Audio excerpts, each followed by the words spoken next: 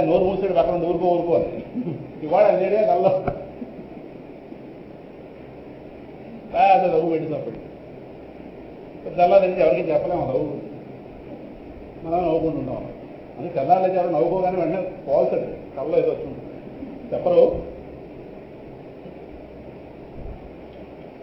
లేదంటే మీరేదో ఆధ్యాత్మిక ప్రవర్తన చేస్తున్నట్టు దాని 10,000 మంది జనం చాగండి కోటేశ్వర గారు, షణ్ముఖ శర్మ గారు ముందులో కూర్చుని ఎంత బాగా చెప్తున్నారు. తప్పే ఉంది ఇలా ఇప్పుడు అందులో తిరిగేవాడు అది వస్తుంది.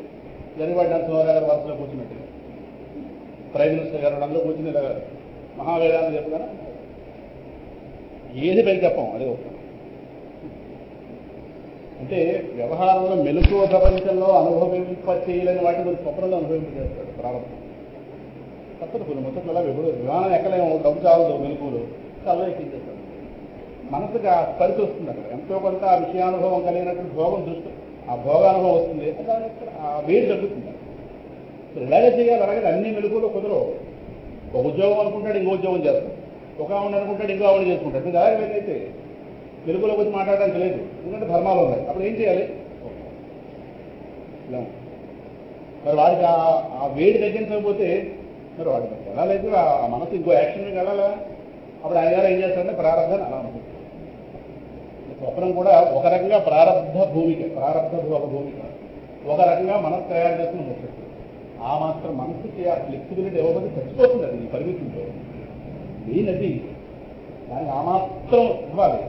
ఇప్పుడు దూడని కడతాడు, అలా చూడండి, దూడని కడతాడేమో కానీ ఆ దూడని కర్రకి ఏమాత్రం కదలకుండా కట్టాడు అనుకోండి, దానికి చాలా ప్రమాదం. ఎంతో కొంత లూజ్ చూస్తాడు. అంటే దానికి కట్టియాలి. రెండవది కట్టలేదని ఫీలింగ్ దానికి రావాలి. అప్పుడు ఏం చేస్తున్నది, ఓడు ముందుకు వెళ్తుంటాం. వీడు నాకు కట్టలేదని దాంతో ఊరంతి దాన్ని కట్టేవాడు. అలా తిరుగుతుంటుంది. ఆ మాత్రం దూరం ఉండాలి కదా, వాడికి ఆనందం. ఎందుకంటే దూడ నుంచి రియాక్షన్ ఉండదు. రెండో దూడ ఎట్టుకోవాలి. అలాగే మన బంధించడం మనసుకు కుదరదు, ప్రారంభం కూడా కుదరదు, దేహాన్ని పరిమితులు. కానీ దాన్ని అలా పెట్టేస్తే నలిగిపోతుంది. దానికి కావాల్సిన ప్రపంచం అన్నీ కావాలి. అన్నీ కావాలని ఎక్కడ కుదురుతుంది? ఆత్మజ్ఞానం పొందితే కానీ కుదరదు, అది ఒప్పుకోదు. దానికి నష్టం వల్ల ఆత్మజ్ఞానం అవుతుంది.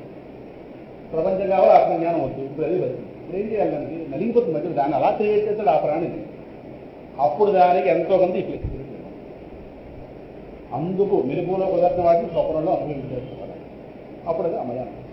ఎక్కడో ఒక విమానం ఎక్కింది కదా అనుకో, అది మెలుపులో అన్ని మనసులో పెట్టించుకుని స్వప్నంలో ఓటి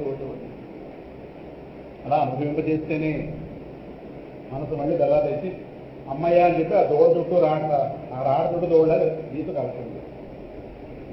మనందరూ అలా దోడని, ఓ దూడకి కొంచెం పెద్దతాడు, ఓ దూడ చిన్నతాడు. అంటే పెద్దతాడు అంటే కోటీశ్వరుడు, చిన్నతాడు అంటే లక్షలు. అంతే.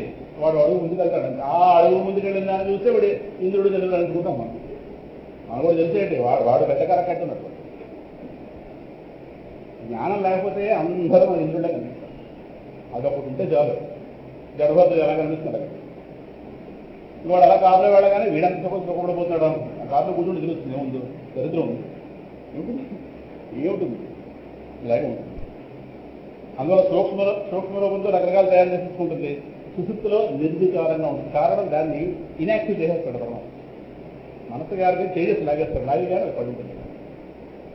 మ్యాగ్నెట్ దూరం అయితే సూది ఎలా పడి ఉంటుంది అలా పడుతుంది. అయితేనే మనం వేరవుతాం దాని నుంచి. అది మనం కాదు, దాని నుంచి వేరవుతాం. వేరైతే అప్పుడు మనకి మన అనుభూతి ఇస్తాడు. కానీ అక్కడ జ్ఞానం లేదు. జ్ఞానం ఇంకేమి అని చెప్తున్నాను. అదే ప్రకృష్టమైన అజ్ఞానం. వ్యవహారంలో దీని ఎవరో చెప్పుకోవచ్చు. మన ఇంటికి భగవంతుడు వేరే రూపంతో వచ్చి సినిమాలో చూస్తుంటాం కదా. చక్రధారి సినిమా చూసారు లేదు అందులో కృష్ణ పరమాత్మే ఒక రూపం మార్చుకుని వీడింట్లో సేవకుడిగా పనిచేస్తాడు. ఆ సినిమా చూసారు లేదు. వీటితో సేవకుడిగా రామకృష్ణ యాక్షన్ ఆ పాత్ర నాగేశ్వరరావు ఇందులో. ఆ కులారుడు ఘోర కుందర అన్నవాడు చరిత్ర. ఆయన గారు ఒక కారణంగా 2 చేతులు తీసుకుంటాడు. ఇప్పుడు 2 చేతులు లేనివాడు మరి కర్మ ఎలా జరుగుతుంది అందువల్ల సాక్షాత్ పరమాత్మ ఒక ధర్మానికి లోపల 2 చేతులు దొరికిస్తుంటాడు. మరి వాడిని కాస్త మరి కాబట్టి పరమాత్మ చూడాలి, వచ్చి ఒక సేవకుడిగా పనిచేస్తాడు. అయిన తర్వాత అదంతా అయిన తర్వాత అప్పుడు అసంతృప్తి తెలుస్తుంది. నీ చేత సేవకుడిగా నియమింపడేవాడు సాక్షాత్ పరమాత్మ. అప్పుడు ఆయన ఏమిటి అర్థమైంది? నా ఎదురుకుండా ఉన్నాడు కానీ కోల్చలేదు. అలాగే గాఢంలో పొందుతున్నది ఆత్మానంద స్థితి, స్వరూప స్థితి.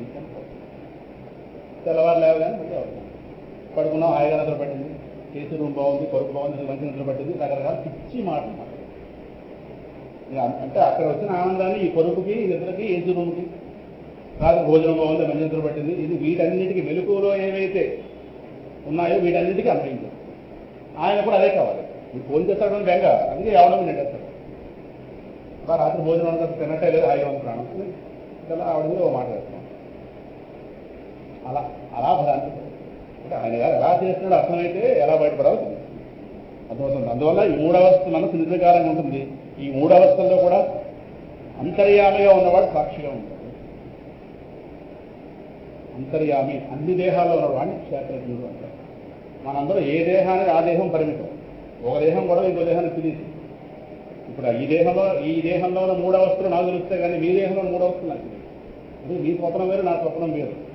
మీ మెలకు ప్రపంచం, నా మెలకు ప్రపంచం ఒకటే, కానీ మీరు చూస్తున్న ప్రపంచం వేరు, నేను చూస్తున్న ప్రపంచం వేరు. ఉదాహరణ సముద్రం దగ్గరికి వెళ్ళాం అనుకోండి, ఎంతమంది 10 మంది సముద్రం పక్క చూస్తున్నాం. 10 మంది సముద్రం పక్క చూసాం, కానీ 10 మంది సముద్రంలో ఒక భాగం వైపు చూడలేదు. ఒకరు అడుగు చూస్తాడు, ఒకటి ఇటు చూస్తాడు. ఎవరు చూసామో చెప్పలేము. చూసామంటే చూసామంటాం. ఎవరు చూసాం? ఏమో మన 2 కళ్ళు ఎవరు చూపిస్తే అవి చూస్తాం. సముద్రం అంటే ఏంటి? చీర చూస్తుంటే 10 అభిప్రాయాలు వస్తాయి. ఓ రాజు ఎవరు పడుకుంటారు, రోజు ఎవరు పడుకుంటారు. అంటే వాళ్ళు చూస్తున్న దేవుడు, వాళ్ళ కళ్ళల్లో వాళ్ళ బుద్ధిలో ఉన్నది చూడగలరు, కానీ వస్తువుని చూడలేదు. వాడి రాగద్వేషాల కన్నా మనిషి వస్తువుని చూడగలడు. రాగద్వేషాలను కెమెరాలు వచ్చాయి. అందుకే మనకి గతానుభవం లేని వస్తువు, కొత్తగా ప్రపంచంలో ఇప్పుడే వచ్చిన వస్తువులు చేతులు పెట్టారనుకోండి, మనిషి మనసు అరెస్ట్ అయిపోతుంది ఒక క్షణం. ఏమిట్రా ఇది? ఓసారి చూసాక రెండోసారి అంటే మొదటిసారి చూసిన అనుభవం ఉంది, ఆ అనుభవాన్ని దాటి చూడలేదు. ఇది మనిషి ఎప్పుడు కూడా వాడి అభిప్రాయాలు అనేటటువంటి పట్టు పురుగు లాంటి వాడు. అభిప్రాయాల గూడులోనే వాడు ఎప్పుడు ఉంటాడు. అభిప్రాయాలు మంచిది మంచి చెప్పదు, అది దాటి బయటకు రాదు. అందుకే ఏ వస్తువు యొక్క యథార్థ స్వరూపాన్ని మనిషి దర్శించలేడు. ఎంతసేపు వాడు అనుకునేది వాడు చూసుకుంటాడు. అందుకే మనందరం అనుకుంటాం పేరుకి ఇండియాలో ఉన్నామని, కానీ ఎవరు ఇండియా వాడదు. అంతతో ఇండియా కాదు. స్వప్న ప్రపంచం వేరు కాదు, వెలుగు ప్రపంచం కూడా వేరే. ఇక్కడ రాగద్వేష నిర్మిత ప్రపంచం వెలుగు. అందరూ ఒకే ప్రపంచంలో ఉన్నామని ఫీలింగ్ రావాలంటే రాగద్వేషాలని బయటకు వెళ్ళిపోతే అప్పుడు స్వచ్ఛమైన ఇండియా బయటకు వస్తుంది. పెద్దారు చిన్న పెద్దారు అందువల్ల ఎవరు ప్రపంచం అందులో. కానీ అన్ని దేహాల్లో ఉన్నవాడు ఒకడు అంతర్యామి, వాడు సర్వక్షేత్రజ్ఞుడు. ఆయన ఎవరు సాక్షిగా చూస్తుంటాడు. నేను సుశుద్ధిలో ఉన్నా వాడు చూస్తుంటాడు, నేను స్వప్నంలో ఉన్నా చూస్తుంటాడు, వాడు కూడా వెలుగులను చూస్తుంటాడు. సాక్షి, సమగ్ర ఈక్షణ దృష్టి, చక్కగా చూసి వాళ్ళ కర్మఫలాలంటే తను చూసుకుంటాడు. అందువల్ల అందుకే ఇక్కడ మనస్సుని లింగ శరీరము మనం చెప్పుకున్నాం కదా, ఘన సూక్ష్మ శరీరం అంటారు. ఈ విధంగా ఈ గుణాల ద్వారా ఈ సంసార బంధంలో చిక్కుపడడానికి మనస్సే కారణం, ముక్తి పొందడానికి మనస్సే కారణం. కారణం బంధమోక్షయోహో, మన ఏవ మనుష్యాణం కారణం బంధమోక్షయోహో. ఈ మాటకు వ్యాస మహర్షి అనేక పురాణాలు చెప్పడం జరిగింది. పతంజలి యోగ సూత్రాల్లో మొట్టమొదటి సూత్రం, మన ఏవ మనుష్యాణం కారణం బంధమోక్షయోహో. మనస్సే బంధానికి, ఆ మనస్సే మోక్షానికి కారణం. దీనే పరమాత్మ భగవద్గీత చక్కగా ఉద్ధరేదాత్మనాత్మానం నాత్మానం అవతారయే ఆత్మైవ హి ఆత్మనో బంధు ఆత్మైవ రిపురాత్మ. బాగా వాడుకుంటే మనస్సే మిత్రుడు, సరిగ్గా వాడుకోకపోతే మనస్సే శత్రుడు. ఎవడి మనస్సు అయితే వాడి బంధువుగా ఉంటుందో వాడికి ప్రపంచం అంతా ఎదురుగా నిలబడినా వాడికి ఎదురు. వాడి మనస్సు వాడు సహకరించిన వాడు ప్రపంచం అంతా వాడికి ఎదురుకుండా ఉన్నా వాడికి సహకారిగా ఉన్నా. అంటే ఇంత పట్టుకెళ్ళి మనసు ఏర్పడాడు అన్నమాట, ఆరోగ్యాన్ని గమనించి. అందువల్ల ఇష్యాసక్తిమైన మనసు కాస్త ఇదో ఈ దేవుణ్ణి అనగా దానితో తాదాత్మ్యం పొందినటువంటి మనల్ని సంసారవాదంలో పడదోస్తుంటుంది. ఇదే మనసు విషయాసక్తం కానప్పుడు ప్రశాంతికి నిలయనటువంటి మోక్ష పదం వైపు నడిపిస్తుంది. భక్తి నేతితో తడుచున్నప్పుడు ఆ పొగతో కూడినటువంటి దీపశిఖను అందిస్తుంది, నేతితో బాగా తడిస్తుంది. నెయ్యి కాస్త అయిపోగానే అదే అగ్ని ఆ వత్తిని కాదు. నెయ్యి ఉన్నంతసేపే వత్తి వేయలేదు, నెయ్యి అయిపోగానే అగ్ని ఏం చేస్తుంది, మొత్తం బతిని మొత్తం కాలించి ప్రమిద ఎలా ఉంచేస్తుంది. అలాగే విషయాల యందు కర్మల యందు ఆసక్తమైన మనస్సు వివిధమైన వృత్తులను ఆశ్రయిస్తుంది. లోకంలో డబ్బు సంపాదన వృత్తులు అంటే రకరకాల కర్మలు, ధనార్జన కోసం రకరకాల వృత్తుల్లో చోర అంటే దొంగతనాలు, ఇంకోటి మోసాలు చేయడం, వ్యాపారం, ఉద్యోగాలు, ఇంకోటి ఇవన్నీ రకరకాలు వెతుకుంటుంది. విషయాల యందు కర్మల యందు ఆసక్తమైన మనస్సు. అదే విషయాల నుండి కర్మల నుండి ముక్తి పొందినప్పుడు అది తన స్వరూపమైనటువంటి ఆత్మతత్వంలో నేను మహావీర 5 కర్మేంద్రియాలు 5 జ్ఞానేంద్రియాలు అహంకారాన్ని 11 మనస్సు యొక్క వృత్తులు. అంటే మనస్సు తన అభిప్రాయాన్ని బయటికి పంపించడానికి 11 స్థానాలు. 5 కర్మేంద్రియాలు 5 జ్ఞానేంద్రియాలు అహంకారం. అహంకారం అంటే నాది అని అభిమానం. నేను నాది, నేను ఈ ప్రపంచంలో ఒక స్పెషల్ అని అందరూ అనుకుంటారు. అది ఐ ఆమ్ సంథింగ్ స్పెషల్, అది అహంకారం. పైకనంగానే లోపల ఉంటుంది. లేదంటే లేదంటే తిరగబడుతుంది చూస్తున్నా పెద్ద మాటలు అది కండి ఉంటుంది. నేను ప్రత్యేకము ఏమంటే అందరికంటే అది ప్రత్యేకం అని అందరూ అనుకుంటాం. అది పెట్టుడు అనుకోకుండా ఎలా ఉంటాం? ఆ లోపల ఉంటుంది. అది ఉంటేనే కర్మ ప్రేరేపిస్తుంది, అది ఉంటేనే రకరకాల విచారాలు పెరిగాయి. నేను ఎందులో ప్రత్యేకం అంతే. అది ఎందుకంటే కాదని కోపం వస్తుంది. అందరికీ ఊరందరికీ మనకు తెలుస్తుంది. వీళ్ళకి పెళ్లికాడు ఇచ్చాడు, మనకి ఇంకా పిలుపు రాదు. పిలవడా ముందు పిలవాలి కదా, మనం వెనకాల పిలవడం పెట్టి అంటే పేరు పెట్టారు. వాళ్ళు ఏదో పాపం దగ్గర ఉందని మన చివరిలో పిలుస్తారు 2 రోజుల ముందే. ఇప్పుడు మనప్పుడు నెలలో నుంచి అప్పుడే మనం తెలుసుకుంది అక్కడ కార్డు వెళ్ళిపోయింది, ఎక్కడ కార్డు వెళ్ళిపోయింది. ఈ కార్డు పుచ్చుకున్నవాడు అంటే కార్డు రానివాడే ఫోన్ చేస్తారు, మీకు ఇంకా పిలుపు రాలేదు. పిలుపు వచ్చేది ఒకసారి, కానీ ఈ లోపు పిలుపు రాలేదని చెప్పి నెల తక్కువ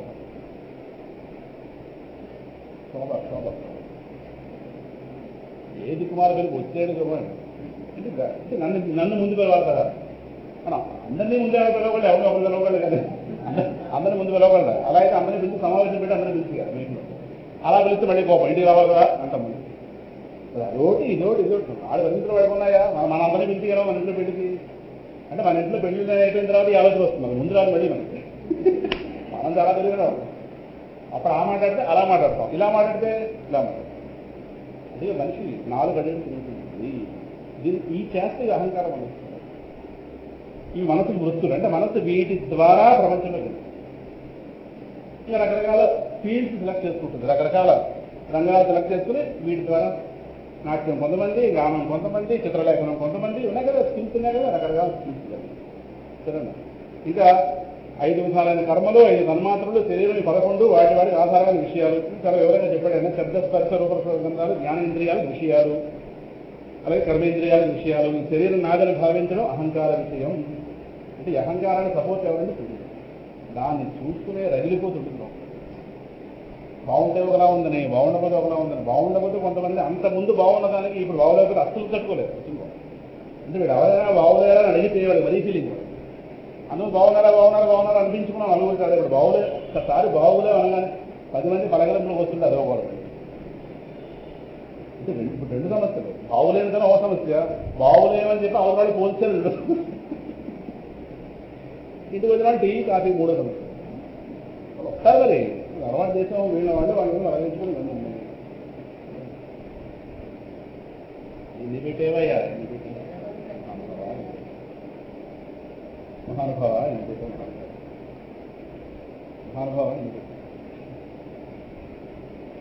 కనుక ఈ మనస్సు ఈ 11 వృత్తుల్ని ఈ విధంగా ఈ విషయాలు స్వభావం, సంస్కారం, కర్మలు, కాలం ఇన్ని వీటన్నిటి ద్వారా 100,000 1000 కోట్ల కొలదిగా వివిధమైన ఆలోచనలు నిర్మించుకుంటుంది. తనకున్న ఈ 11 ద్వారా కోట్ల కొలది ఆలోచన. ఇది చేద్దామా, అది చేద్దామా, అలా చేస్తే ఎలా ఉంటుంది, ఇది చేస్తే ఎలా ఉంటుందని లోపల నిర్మాణం చేసుకుంటుంది. కానీ వాటన్నిటి ఉనికి మాత్రం లోపల ఉన్నటువంటి ఆ క్షేత్రజ్ఞుడు ఉన్నాడే అంతర్యామి, ఆయన గారు ఉనికి మీద ఆధారపడి ఉంటే. కానీ వాస్తవానికి మనకు తన వల్లే తాను మనుగడ సాగిస్తానని అహంకరిస్తుంది. పరమాత్మ ఒక్కసారి దాన్ని ఇచ్చేట తేజస్సు మనకు పడి ఉంటుంది. కానీ తేజస్సు పైకి రాగానే అది ఎవరి వల్ల నా మీద వస్తుంది తేజస్సు అనేది ఆలోచించదు. తమ తేజస్సు అనుకుని వెంటనే ఇది మనం తనని కదిలిస్తున్నవాడు ఎవడో చూడదు. మొత్తం మీద ఈ విధంగా ఈ మనస్సు ఏదైతుందో, ఈ ఉపాధి అయినట్టు మనస్సు ఏదైతే ఇది మాయానిర్మితం. ఇది దోషభూయిష్టమైన కర్మల్లో ప్రవృత్తుడిని చేస్తుంది, తత్ఫలితంగా సంసార బంధాల్లో చిక్కుకుంటుంది. ఈ మనోవృత్తులు నిరంతరం ప్రవాహ రూపంలో అంటే అవిచ్ఛిన్నం. ఆలోచన తర్వాత ఆలోచన, ఆలోచన తర్వాత నీటి ప్రవాహం ఎలాగైతే గ్యాప్ లేకుండా ఉంటుందో అలాగా ఆలోచన అవిచ్ఛిన్నంగా ఈ ధారగాస్త వెళ్ళిపోతుంది. ఇవి జాగ్రత్త స్వప్న సమయాల్లో ఈ విధంగా ఉంటుంది, సుషుప్తిలో మరుగుపడుతుంది. అందువల్ల ఈ క్షేత్రజ్ఞుడు ఎవడైతే ఉన్నాడో ఆయనే అంతర్యామి, ఆయన సర్వవ్యాపకుడు పరమాత్మ, ఆయన నారాయణుడు, ఆయన జగత్తుకి ఆది కారణుడు, పరిపూర్ణుడు, అపరోక్షుడు, స్వయం ప్రకాశకుడు, తనకంటూ పుట్టుక లేనివాడు, బ్రహ్మాది దేవతలు నియమించినవాడు, తన అధీనంలో ఉన్నటువంటి మాయాశక్తి ద్వారా సమస్త ప్రాణుల అంతఃకరణాల్లో ఉండి కర్మఫలానుసారం వాళ్ళని నియంత్రిస్తుంటాడు. సమస్త ప్రాణులకి ఆయనే ఆశ్రయుడు. అటువంటి వాడు ఈ విధంగా సమస్త ప్రపంచాన్ని తన నుంచి తయారు చేసి ఆ ప్రపంచంలోకి ప్రవేశించి ప్రపంచం అంతటా కూడా సాక్షిభూతంగా ఉన్నవాడు. రాజా, మానవుడు జ్ఞానాన్ని పొందడం ద్వారా ఈ మాయని కాస్త తిరస్కరించి విషయాల మీద ఉన్నటువంటి ఆసక్తిని త్యజించి ఈ కామక్రోధాది శత్రువులు కాస్త జయించి ఆత్మతత్వం తెలియనంత వరకు, అంతేగాక ఈ మనస్సు, ఈ సంసార బంధం ఈ విధంగా ఏర్పడింది అనేటటువంటి స్పష్టత కలగనంత వరకు ఇలాగ పరిభ్రమిస్తూనే ఉంటాడు జన్మలు. మళ్ళీ జ్ఞానం కలగనంత వరకు అజ్ఞానం చేత ఏర్పాటు చేయబడి ఈ వ్యవస్థను పొందుతుంది. అది క్షమించి విడిచిపెట్టదు. దేహానికైనా 100 ఏళ్ల తర్వాత చావు వస్తుంది అనే నియమం పెట్టడమో కానీ ఇన్ని జన్మల తర్వాత పైకెట్టుకోవడం నియమం పెట్టలేదు. అర్థమైందా? దేహానికి 100 లేదా 110, భగవద్ రామానుజు గారు 110, అప్పుడు ఎక్కడో ఆగింది కదా. దానికి లిమిట్ పెట్టేటువంటి ఎక్కడొక్కడ ముగింది ఈ సంఖ్యపరంగా. కానీ ఇన్ని జన్మల రూపంగా పోలంటే వాళ్ళు ఏం చేయలేరు, వాళ్ళు తిరుగుతుంటారు. ఇన్ని సంఖ్య అయిన తర్వాత ఆటోమేటిక్గా వదిలేస్తున్నారు. అక్కడ మాత్రమే క్షమించదు. ఏమి అర్థమవుతుంది? పరిభ్రమిస్తూ ఉంటాడు. మనస్సే మనిషికి మమకారాన్ని పెంచి అతనిలో శోకం, మోహం, రోగము, రాగము, లోభం, వైరం ఇలాంటి సంస్కారాలు వృద్ధి చేసుకుంటుంది. ఇది ఏం చేస్తుందంటే మనసు సోదరభావాన్ని చూపిస్తుంది. ఎవరితోని? తనతో తాదాత్మ్యం పొందినటువంటి ఆత్మకి సోదరభావాన్ని చూపించి నువ్వు నేను ఒకటేని చెప్పి చూపించి మెల్లగా తన గుప్పిట్లో లాక్కుంటాడు. అంటే ఇది ఎలా చెప్పితే వాడు అలా చేసేవాడు, గుప్పిట్లోకి లాక్కుంటుంది కదా. అదే నీకు ప్రబల శత్రువు అని నీకు తెలియలేదు. అలాగని మనసులో పెట్టుకోవడానికి లేదు. ఇదే వెనక్కి తిరగడం. అంటే తయారు చేసిన వాడు తత్వత అది బహిర్ముఖం అయ్యే విధంగా తీసుకెళ్ళాడు. స్వరూప జ్ఞానం కావాలన్నాడు వెనక్కి తిప్పాలి. నీ మనసు దిక్కుమండింది, మనసు కాదని ముందుగా ఇంచు ముందుగాడన్నాడు. ఇది ఎంత సహకరించట్లేదో అంత సహకరించాలి. అంటే ఇవాళ అర్థం చేసుకోవాల్సింది, ఓహో ఇది మనకు ఏదైతే కావాలో దానికి విరుద్ధంగా చేస్తుంది కనుక దీన్ని మళ్ళీ మౌల్డ్ చేసుకోవాలి అని మనసుని వెనక్కి తిప్పుకునే సాధన కాదు భగవత్సాధన. భగవత్సాధన అంటే మనసుని వెనక్కి తిప్పుకోవాలి. ప్రపంచం అంటే మనసు ముందు వస్తుంది. సో ఈ విధంగా దీన్ని ప్రబల శత్రువుగా ప్రవర్తిస్తోంది. దీన్ని ఉపేక్షించడం వల్ల దాని బలం మరింత మరింత మరింత పెరిగిపోతుంది. ఏదైనా ఉపేక్షిస్తే బలం పెరిగిపోతుంది కదా. ఇవాళ ఒక తప్పును ఊరుకుంటే రేపు 3 రోజు దానికి అదే ప్రవృత్తి అయిపోయింది. ప్రపంచం మీద వెళ్ళాలి, శాంతి కావాలని ప్రపంచం మీద వెళ్ళాలని ఒక అలవాటు అయిపోయింది. మార్చుకోలేని ఒక అలవాటు అయిపోయింది. తప్పదు, మార్చాలి. ఎందుకంటే ఇది స్వయంగా సర్వతా మిథ్య అయినప్పటికీ సత్య వస్తువైన ఆత్మ యొక్క స్వరూపాన్ని కట్టింది. వాస్తవానికి మనస్సు అన్నది లేదు. మనస్సు కూడా మాయలో భాగం. మనం ఏదో అధ్యయనం చెప్పుకున్నాం. అపరా ప్రకృతి, అందులో ఉన్నటువంటి 8 అంశాల్లో మనస్సు. అది స్వరూపత అది మిథ్య. కానీ మిథ్య వచ్చి సత్యాన్ని కట్టుకుంది. సత్యం అంటే మిథ్యను కూడా కూడా కాదు, మిథ్య వచ్చి సత్యాన్ని కట్టిస్తుంది. అంటే అజ్ఞానం యొక్క తీవ్ర అలా ఉంటుంది. కనుక నువ్వు సావధానుడివై గురువు యొక్క మరి శ్రీహరి యొక్క పాదార విందాలను ఉపాసించుడనే అస్త్రంతో దీన్ని నువ్వు నిర్మూలించవలసింది. అనగానే ఆయన అన్నాడు, నమో నమః కారణ విగ్రహాయ స్వరూప తుచ్చీకృత విగ్రహాయ నమోవధూత ద్విజబంధులింగ నిగూఢ నిత్యానుభవాయ తుభ్యం. ఆయన సమస్త జగత్తుకి భగవంతుడే కారణం. రఘుగణ మహారాజు గారు మాట్లాడుతున్నారు. కారణ విగ్రహాయ అనగానే నువ్వు స్వయంగా భగవంతుడే నువ్వు జ్ఞానం కలిగిన వాడు. నువ్వు నీ ఆత్మస్వరూపంలో నిలిచి ఈ శరీరాన్ని నేను కాదు అని నిరాకరించిన మహాత్ముడు. నువ్వు ఒక సామాన్యమైన బ్రాహ్మణ వేషంలో ఉన్నటువంటి ఒక పరమహంస స్వరూపుడివి. నీ సామాన్యుల దృష్టికి నీ నిజ స్వరూపాన్ని గోచరింపకుండా మరుగుపరిచి ఉన్నావు. అట్టి భగవత్ స్వరూపుడమైనటువంటి నీకు నా యొక్క పదే నా వందనాలు. అందుకని చెప్పాను కదా, ఈయన గారు ఎవరంటే జడభరతుడిని హృదయపూర్వకంగా గురుభావంతో స్వీకరించి ఆయన పాదాలు నమస్కరించాడు. అక్కడ పల్లకి దిగి తత్వజ్ఞానాన్ని ఆత్మతత్వాన్ని గురించి చక్కగా ఆయన ఆత్మతత్వం గురించి కూర్చున్న చక్కని జిజ్ఞాసు రాదు. ఆత్మతత్వం తెలుసుకోవాలని వెళ్తున్నవాడు సామాన్యుడు. అంటే కపిల మహర్షి వెళ్తున్నాడు దర్శనం కోసం. అయితే భగవానుడే నిర్హేతుక కృపతో ఈయన గారికి దారిలోనే ఉండేదేంటి జడభద్రుడే జ్ఞానంగా జ్ఞాన స్వరూపం ఇద్దరు ఒకటేగా, అందులో ఆయన సాక్షాత్కరించాడు. దాంతో ఆ పరమంతా గుర్తించాడు. ఆలస్యం చేయకుండా పల్లకి దిగాడు. రాజు అనే విషయాన్ని పక్కన పెట్టి ఒక ముముక్షుడుగా, ఒక శిష్యుడిగా వెళ్ళి ఆయన పాదాల మీద పడ్డాడు, పాదాలు నమస్కరించాడు. వెంటనే రాజుగారిలో ఆత్మజ్ఞానం కాస్త ఉదయించింది. వెంటనే ఆత్మజ్ఞానం ముందు ఆయన ఉంటే పోల్చడం, ఎదురుకుండా ఉన్నవాడు ఆత్మస్వరూపులను పోల్చడమే ఉంది ఆత్మజ్ఞానం. తర్వాత కలుగుతుంది వెంటనే. అంటే ఇక్కడ చెప్పొచ్చేది ఏంటంటే శిష్యుడు గారు వాస్తవానికి ఇంకో గురువుని అనుకున్నారు, కానీ దారిలోనే గురువు ఏది అంటే శిష్యుడు గురువుని వెతకక్కర్లేదు. సనాతన గురువే శిష్యుడిని తీసుకుని వస్తాడు. వాడి సమయం అంటూ ముగిసినప్పుడు, వాడికంటూ ఒక అర్హత వచ్చినప్పుడు పరమాత్మే ఒక వ్యక్తిని, స్వచ్ఛమైన శిష్యుడిని వెతుకుతూ గురువే ఆయన గారిని తన దగ్గర చేరుస్తాడు అనేది మహాత్ముల మాటలు ఏవైతున్నాయో మరో వద్దని చెబుతూ, భరతుడిని కాపాడినటువంటి లేడిపిల్ల తల్లి, భరతుని కాపాడే లేడిపిల్ల తల్లి రఘుగణ మహారాజు గారిగా జన్మించి మళ్ళీ భరతుడిని చేరి ఆత్మజ్ఞానాన్ని కాస్త పొంది జీవన్ముక్తుడైంది అని ఇక్కడ చెప్తూ వెంటనే ఆయన అంటున్నాడు, బ్రాహ్మణోత్తమ, జ్వరపీడితుడైన రోగికి కాస్త సరైన ఔషధం అమృతం లాంటిది, అలాగే దాహంతో కాలిపోతున్న వాడికి చల్లటి మంచి నీరు అమృత తుల్యం. నా వివేకాన్ని ఈ దేహాభిమానం అనేటువంటి విషసత్వం పాటిస్తున్నందుకు నీ